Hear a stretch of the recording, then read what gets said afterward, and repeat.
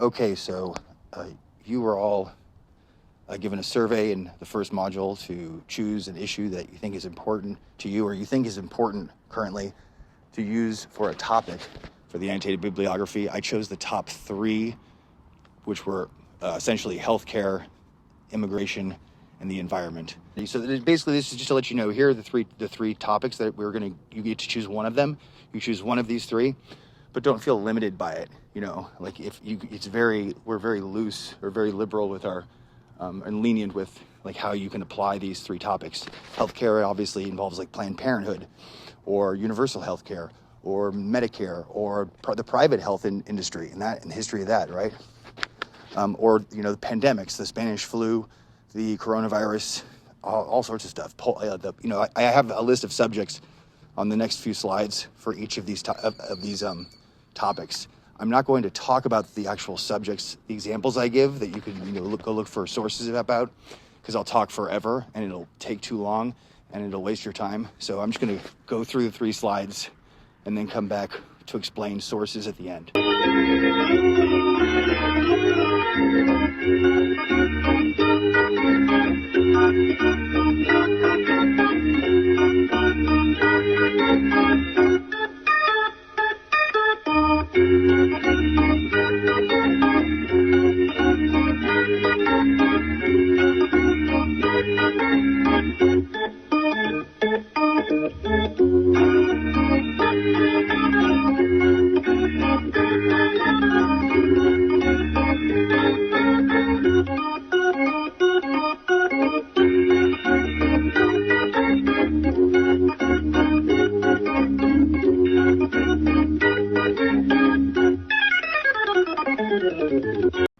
You have to choose one of those 3 topics, and you also have to make sure that the subjects of your sources, right, what your source is about, if it's a biography, if it's an article about some event, whatever, that those subjects have to be, for each source, have to fall within the time frame of this class.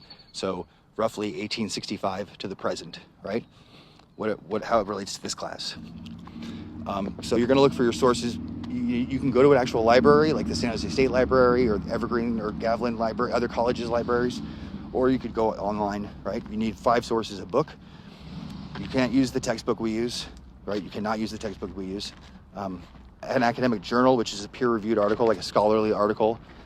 A periodical, which is like a news publication. A primary source, which is a first-hand account. And a visual source, which could be a painting, a photograph, a motion picture, a documentary. The good thing is 2 of these sources, the number 3 and 4, the periodical and the primary source, are basically, if you look at the 3-paragraph response assignments, because in each one you have to look at a primary source in the textbook and then look at a news publication or a news documentary that I share and compare the 2, right? So those primary sources that are in the textbook, you can use those primary sources.